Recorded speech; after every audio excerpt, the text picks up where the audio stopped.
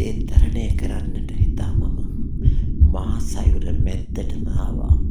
මා හුඟක් හීන පොදි බැඳන් ඒ සයුර පිහිනුවා.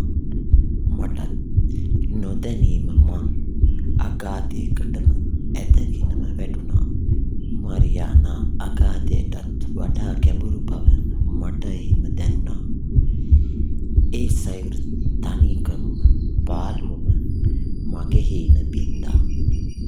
කවදා හරි දවසක ගුප්ත බවින් පාළුවෙන් මිදී ජයග්‍රාහී සයුර මැද